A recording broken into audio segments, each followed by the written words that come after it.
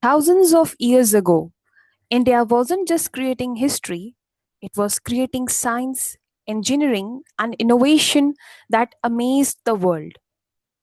From advanced surgeries to massive ocean ships and everlasting paintings, ancient India was far ahead of its time. Before even modern science labs existed, ancient India was already engineering ships, performing surgeries, and creating everlasting colors. So, today we are going to explore that amazing world where dyes and painting technology existed, surgical techniques were there, and even shipbuilding like complex procedures were done without the use of any modern tools and technology in Indian knowledge system. This is going to be the last topic of your unit 4, and this will be the last class for the BTech syllabus. And with this, we will be through with the IQS exam syllabus for the third semester BTech. So, without any further delay, let's begin the amazing journey of surgical techniques and shipbuilding. India's ancient dyeing and textile heritage. For thousands of years, India was the world's foremost center for natural dyes and textile production. Indian fabrics, vividly colored and masterfully crafted, were exported to Rome, Southeast Asia, and beyond, making the subcontinent a global leader in textile technology. The Palais of Indian India, of ancient India. Indian dyers drew from nature's own chemistry, creating colors that were both eco friendly and remarkably long lasting. Indigo produced the iconic deep blue prized across the ancient world. Turmeric yielded brilliant yellow tones, also valued for medicinal properties. Madar, root based red dye, one of the oldest known colorants. Henna and saffron produce rich browns and golden hues for fabrics and body arts. Weaving a world class industry. Ancient India mastered every stage of textile production, from raw fiber to finished fabric, using techniques that remain admired even today. Cotton weaving. India was the first to cultivate and weave cotton, producing fabrics of extraordinary fineness. Silk production. Skilled sericulture and weaving created lustrous silk traded across empires. Handloom techniques. Complex patterns were woven by hand with remarkable precision and artistry. Block painting, block printing. Carved wooden stamps applied intricate designs with natural dyes. Some of the key centers were Varanasi, Gujarat, and Tamil Nadu, which are renowned hubs of textile excellence. The Ajanta Ellora painting technique. The Ajanta cave paintings, dating back over 1500 years, are a triumph of ancient material science. Artists used a sophisticated multi layer technique that ensured their work survived centuries. It was natural pigments, multi layer plastering, and organic binders. The chemistry behind ancient murals. Ajanta, Ellora, and even Kerala temples murals demonstrate a deep empirical understanding of chemistry, surface engineering, and pigment stability, knowledge passed down through guilds and texts.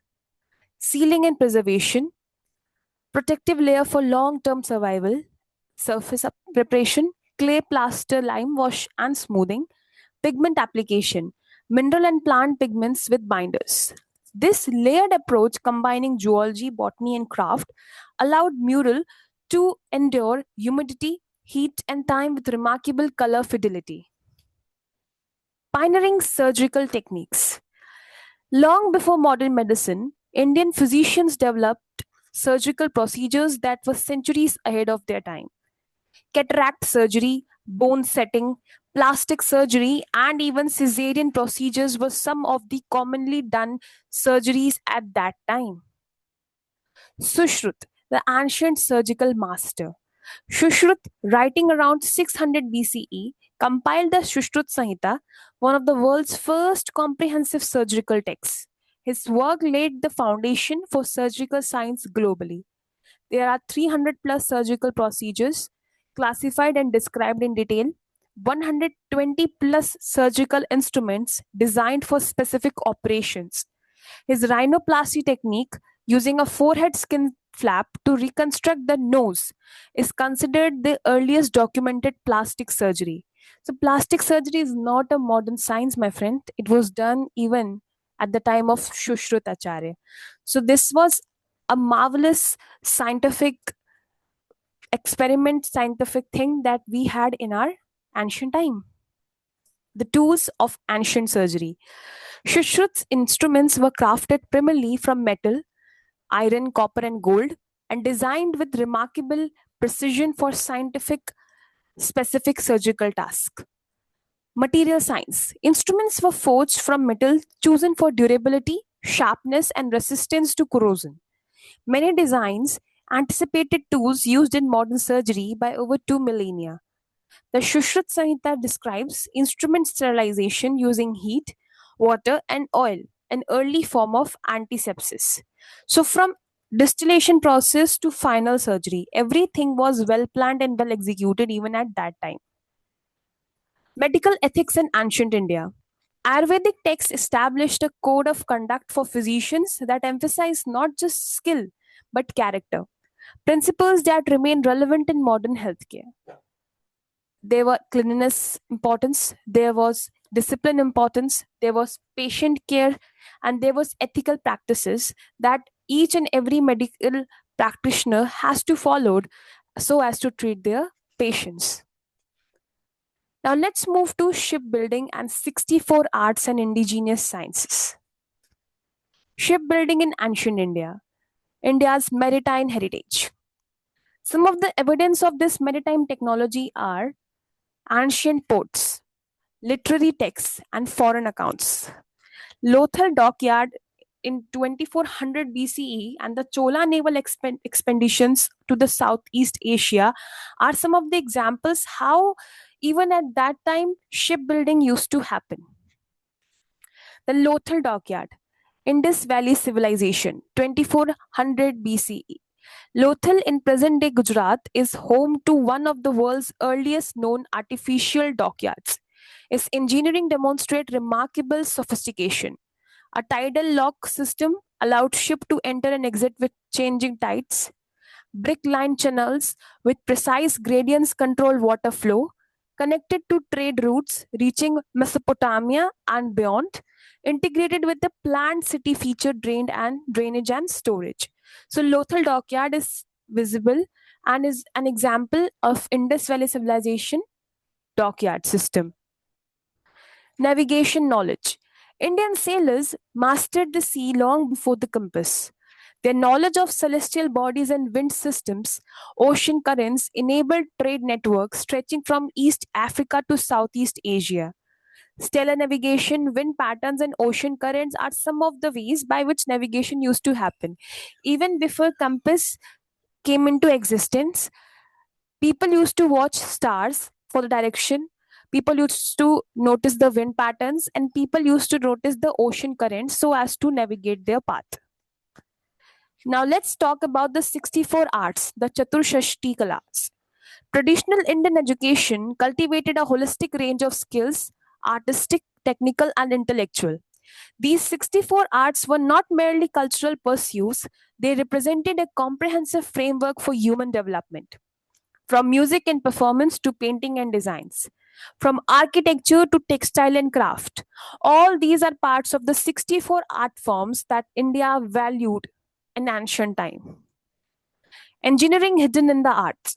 The Kalas were far more than just fine arts. They encoded practical engineering knowledge passed down through generations. For all of you guys, a key insight is that art and engineering were never a separate discipline in traditional Indian knowledge system. So, in today's time, we see that humanities and science are two different parts of a stream. But in ancient India, every person had knowledge of both art as well as engineering. So that is why people used to do multitasking and They were so much skilled at their work that even without any technical support, even without any modern support, they were able to make huge ships, beautiful paintings, and perform surgeries, having more success rate than present time. Construction methods. Temple architecture required advanced understanding of load, balance, and materials. As we studied, the temples were used without the use of mortar, without the use of any cement. So, without precision, these complex structures will not be able to stay intact for a long time. So these were just the amazing scientific methods that the people used, that even without the use of mortar or cement, these structures are still intact. Mechanical devices, water lifting machines, pulleys, and gears appeared in practical arts. Even without the use of any mechanical pulley system, water lifting machines and pulleys that were manual were built during that time. Material processing, metallurgy, ceramics, and textile chemistry were embedded in the craft tradition. Indigenous S&T. India developed sophisticated, locally adapted techniques across every domain of human need, sustainable by design and deeply rooted in ecology understanding. Medicine. Ayurveda and Siddha system with thousands of years of clinical knowledge, astronomy, precise celestial calculations and calendar systems, agriculture, crop rotation, soil management, and water efficient farming, water system, step wells, tanks, and canals, network for water conservation. So, now what happened after colonization happened? What was the colonial impact on indigenous S&T? British colonial rule systematically dismantled India's indigenous knowledge and production system. The consequences were profound and long lasting. Knowledge loss. Metallurgy, agriculture, and craft traditions declined as practitioners lost patronage. Education shift. English medium Western education replaced traditional Gurukul and Pathshala systems. Textile collapse. India's world leading cloth industry was destroyed by British tariffs and factory imports.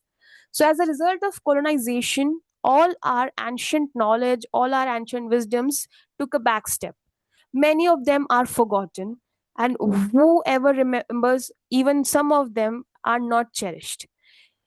हालत ये हो गई कि हमें अपने syllabus में आईक्यूएस को introduce करना पड़ा so that we could cherish all those ancient knowledges so as a student, as a teacher, we all should actually embrace our tradition. We should follow what our ancestors have done for us, what they taught us. ऐसा क्या था उनके हाथों में जो हम आज नहीं सीख पाए? We should actually try to go back to our roots and learn what we have forgotten. Revival of indigenous knowledge. Modern India is rediscovering the value of its traditional knowledge systems, not as relics of the past, but as living solutions for contemporary challenges. Ayurveda and traditional medicine. Now, Ayurveda is taking boom. With the side effects of different streams of medicines, Ayurveda is becoming more people friendly. Sustainable architecture, revival of climate responsive designs using lime plaster, courtyards, and natural ventilation. Now people are going towards greenery, people are moving towards sustainability. Organic and natural farming, zero budget natural farming draws on traditional ecology system. People are trying to grow organic food. What are these? These are our traditional values. Traditional water systems, restorations of step wells, johads, and tanks addresses water scarcity. Even during ancient time, Rajasthan had the highest dryness level, but still there were no famine, no drought, because people used to take sustainable measures. But now, with all the modern tech and savviness, we are not able to have that level of modernization, that level of development. So we need to look back at our roots and find the methods by which we can actually make our world more sustainable friendly. So, conclusion, wisdom across time, major contributions. India pioneered engineering, mathematics, medicine, and maritime technology centuries ahead of their time. Indigenous systems were empirically grounded, ecologically aware, and practically effective. Traditional knowledge offers proven solutions for sustainability, health, and resilience. Therefore, IKS connects ancient wisdom with modern technological sustainability. And we as youth, we as young mind should go back and study what our roots said, what people from our ancient times told us. क्या पता हमें कुछ ऐसा मिल जाए जो modern world ने अभी तक सोचा ना हो. So that's it for today. And with this, we have completed the syllabus of the BTech. Wow, it was a beautiful journey. I hope आपको भी अच्छा लगा हो, समझ आया हो. हम क्वेश्चन आंसर्स करते रहेंगे, हम MCQs, हम PYQs करते रहेंगे. But we need your support. We need कि आप सारे स्टूडेंट्स तक इस फैमिली को पहुंचाएं, इस चैनल को पहुंचाएं. And for that you need to subscribe, like our video and share with maximum number of people जो आपके साथ पढ़ रहे हैं, and do comment all your thoughts and all your queries. With this, we are finished. We have finished the syllabus of the BTech, and in the next class we are going to start with something very amazing. क्या करने वाले हैं आपको जरूर बताएंगे. So till then, take care and do follow our channel. We'll meet in another class. Bye.